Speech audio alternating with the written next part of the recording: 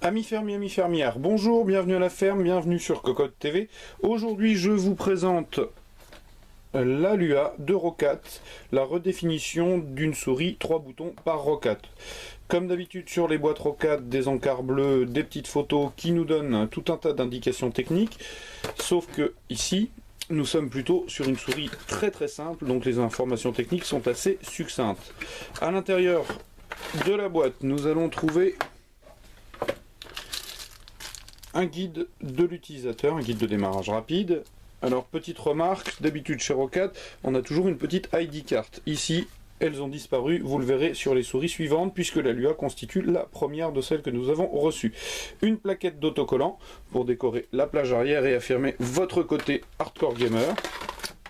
La souris en elle-même, que je m'empresse de sortir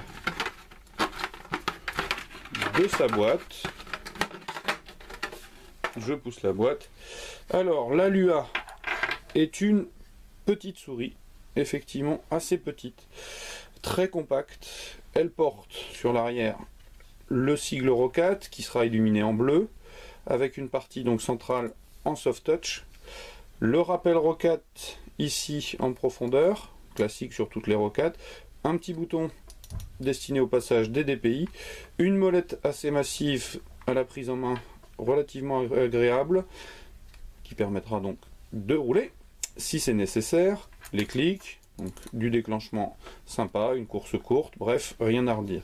Sur les côtés, la Lua n'a rien de particulier puisque c'est une toute simple 3 boutons, si ce n'est qu'ils sont constitués d'un plastique noir, granuleux, pas forcément des plus agréables au toucher, mais qui s'oublient au bout d'un moment, hein, ceci étant. Donc, pas véritablement de découpe ergonomique, hein, elle est ambidextre. Le câble est un simple câble caoutchouc, qui se termine par un USB qui n'est pas même plaqué. En dessous, que je mette ça à la lumière, voilà, 2 gros patins et un petit capteur, et c'est tout, nous avons fait le tour de la Lua. Le bleu à la connexion s'illumine et est très visible, c'est assez joli, c'est un bel effet esthétique. Donc la Lua que je vais poser ici, sur laquelle je vais un petit peu zoomer pour que vous puissiez la voir pendant que je vous donne les caractéristiques techniques que je reprends sur la boîte.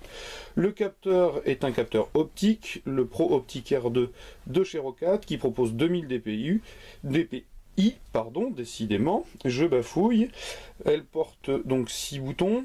Effectivement, nous allons avoir un petit soft qui va permettre de doubler le nombre de boutons. Et c'est à peu près tout. Elle a une petite prise en main, donc elle sera plutôt pour les petites mains.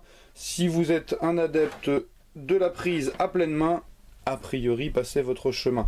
Elle n'est pas vendue bien cher, 29,90 €, donc une bonne souris, qui vient concurrencer directement la Xenon d'Ozone, que nous avions apprécié tout autant.